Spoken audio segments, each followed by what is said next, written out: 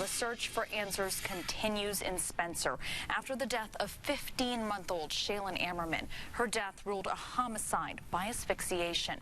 Our Call 6 Investigates team is now confirming that the lone person in jail in connection to this case, Kyle Parker, he will have his initial hearing in court on Monday in Owen County.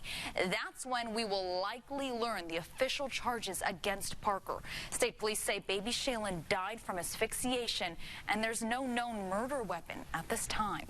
We're going to continue to follow this developing case and post any new information that we receive. We'll send you updates through the RTV6 app. You can also look for them on our website, theindychannel.com. We move now to more on Deputy Carl Coons. He will be laid to rest this upcoming week after a man shot and killed him last week while Coons was serving a warrant. Today, though, the Howard County deputy, he was honored in a special way. Thousands of bikers got together for a motorcycle ride, benefiting the family of Deputy Coons. RTV6's Eric Cox shows us what this ride means to everyone involved. Yeah, hey, Melissa, I'm told it was truly a ride to remember. Take a look at this video. Organizers estimate at least 2,000 riders out earlier today, hitting the road in honor of a man that lived his life protecting and serving others. Engines revving, money being raised. Motorcyclists out on a weekend ride, their bikes donning blue ribbons, all to benefit the family of fallen officer Carl Coons. Every single dollar raised going to help the deputy's wife and infant son during this difficult time. When I heard about this, I was like, yeah, I got to go out and show my support. Dan Huggart is a first responder himself. He says he was blown away by the crowd that came out today. It's a lot more than we expected. Last I had heard they were only expecting about 250 people. There's got to be over 2,000 people here now.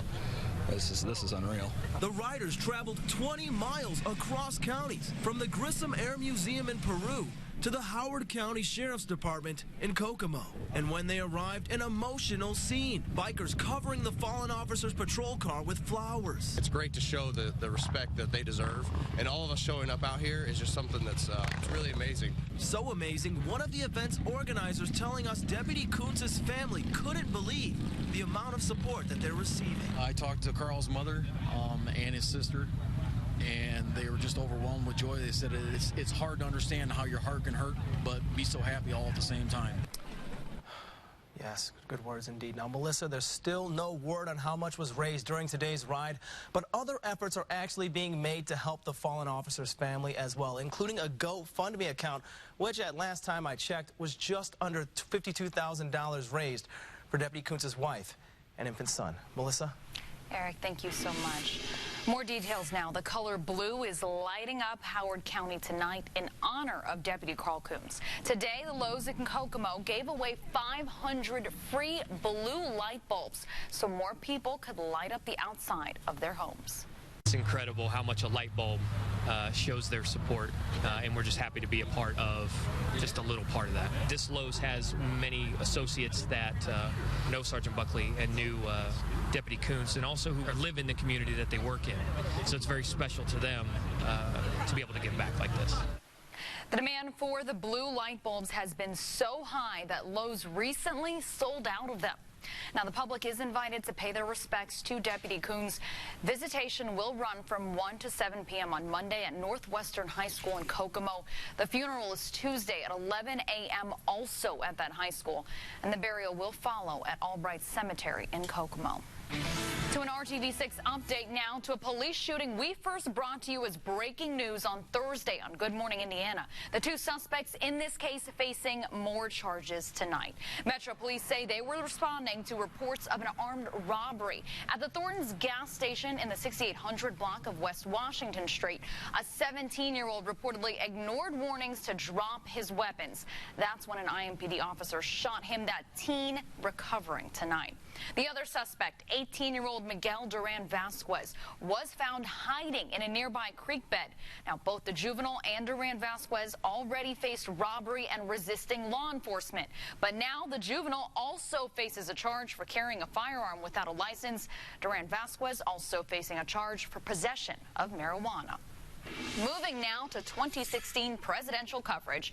A good day for Democratic candidate Bernie Sanders with big wins in Washington State and Alaska. However, that won't impact Hillary Clinton's lead too much in the presidential race. That's because today's caucus contest featured a smaller pool of delegates. Now, Sanders still needs to win more than 67% of remaining delegates from primaries and caucuses, as well as uncommitted superdelegates to get the nomination.